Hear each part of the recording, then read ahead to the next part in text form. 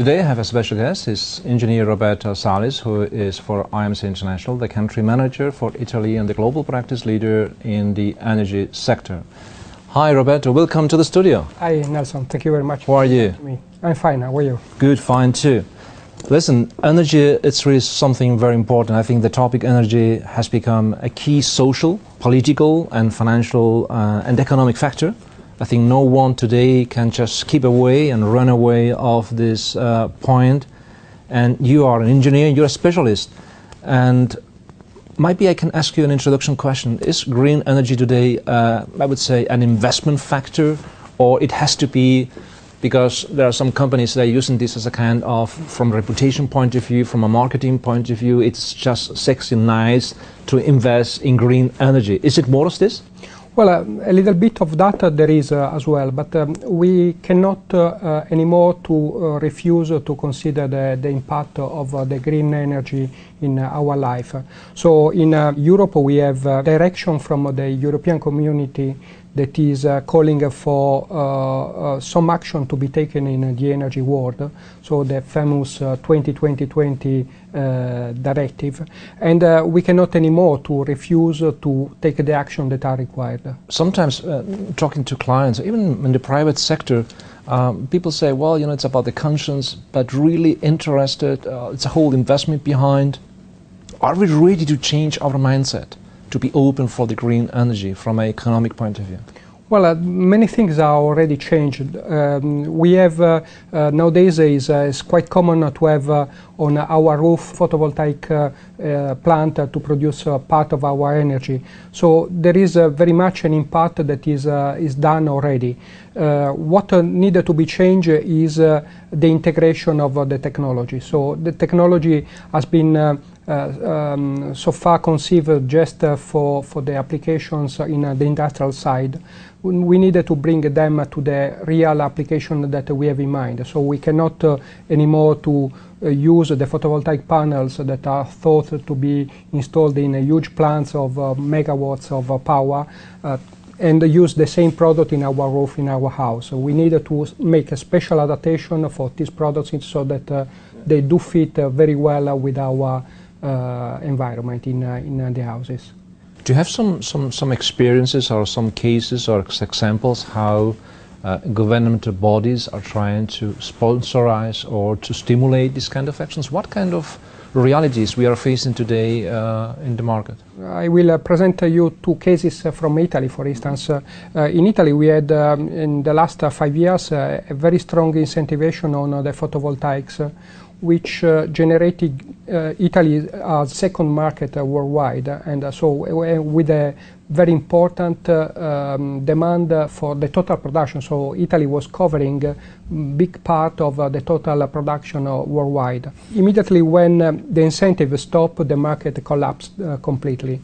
Another example is the biomethane, that is another business that is picking up right now, which probably is also more interesting because the difference between photovoltaic and biomethane is that photovoltaic cannot be stored. The energy produced from a photovoltaic cannot be stored, while the biomethane can be stored. So it's giving you a lot of freedom in terms of usability of the product. And that is another area where recently in December 2003 there was a decree from the Italian government to start this incentive with a much more accurate way of providing the sources for the incentives. What kind of innovations do you see on the market, on the energy market, where you can say, hey, this is really very innovative, or this is really something which is applied already on the market? Well, we are seeing at this stage an important breakthrough on the production of what are called biofuels.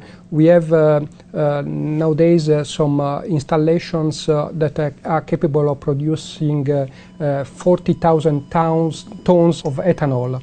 We have a plant, for instance, in Italy that is up and running with this technology. So you grown up very basic green products, you pass them in this refinery and you get the fuel for your car.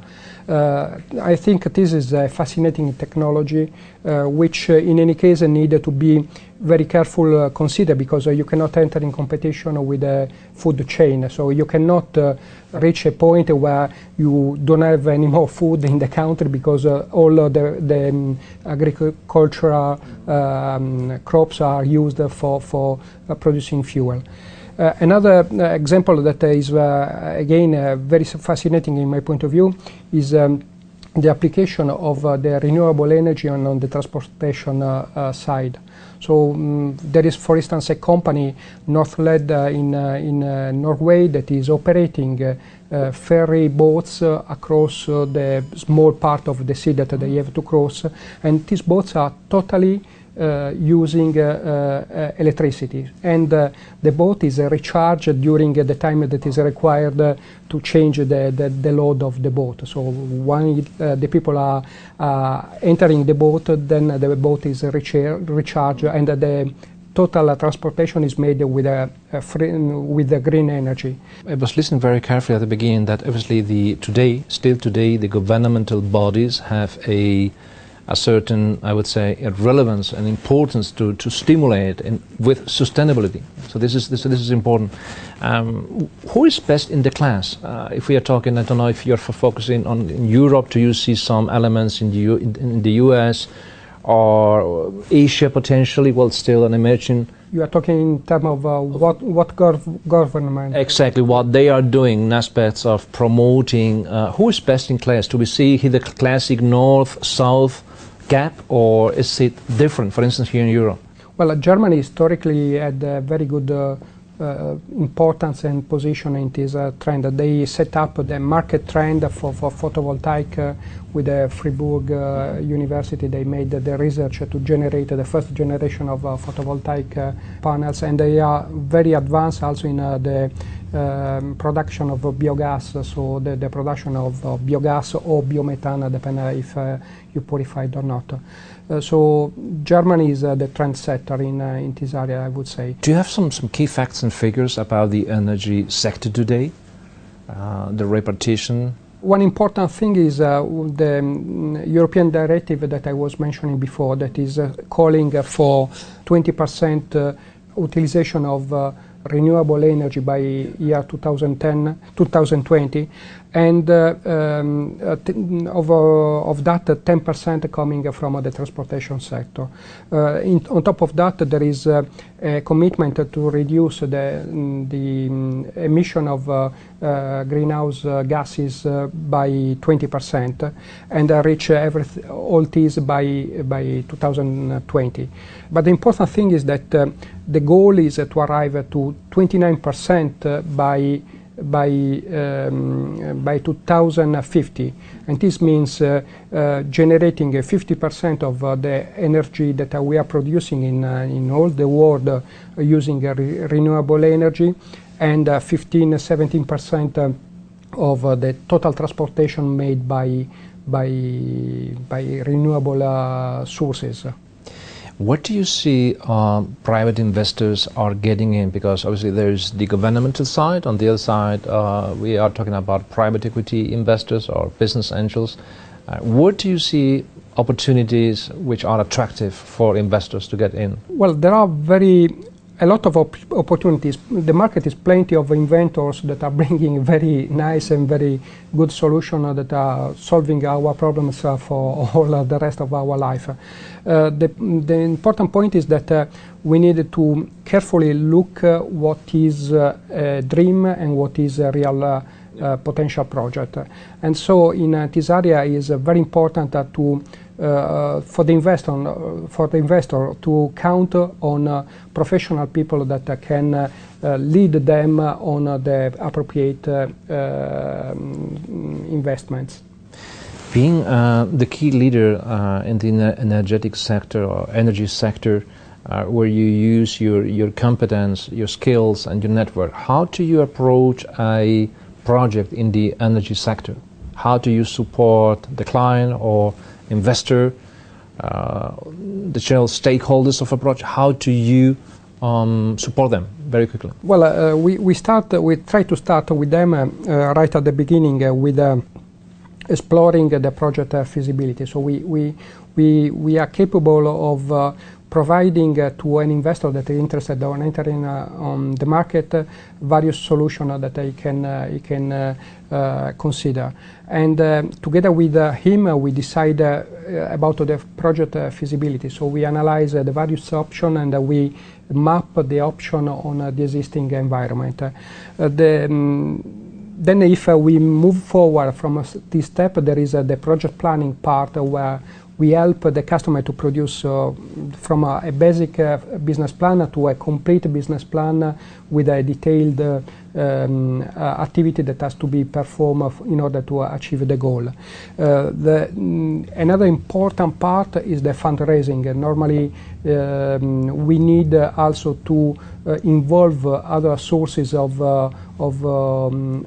funding because these projects are very important. Where do you think the energy sector will be in 5-10 years, or maybe say differently, when do you think the energy sector from a renewable point of view will be the dominant energy sources for us? When do you see the change from leaving this kind of mineral energy into the new renewable energy? When will we have this change? Well, Nelson, if we were coming back 20 years ago, we were saying that the traditional sources of energy were going to finish by maybe year 2040.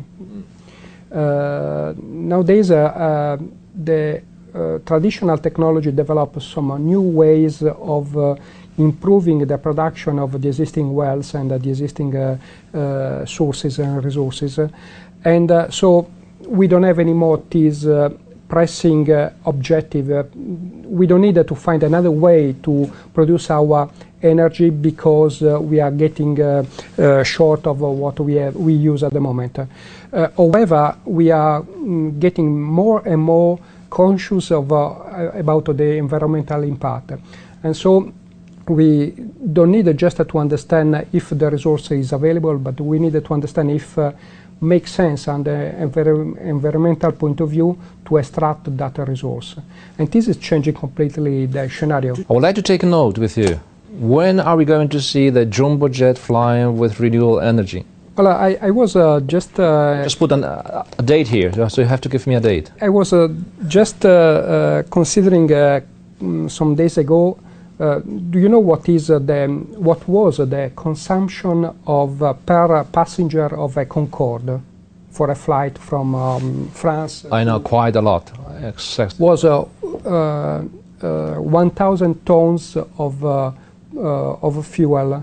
1 ton of fuel per passenger. So we made already a tremendous improvement getting rid of those kind of products that made a very limited sense in nowadays.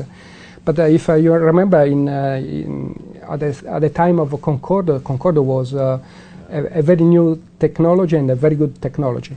So we are making these steps, and there is an important improvement. I think that in the next 10 or 15 years, we will see 80% of the car running in the city that are moved just by electricity and not anymore by an engine with endothermic. And the jumbo jet?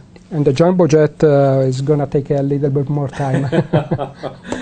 Good. So thanks a lot, Robert. It has been very nice to have you here, and has been very, very learnful. Thanks a lot. This has been Let's Talk About Business with engineer Roberto Sales and the green energy sector. Thanks for watching, and bye-bye.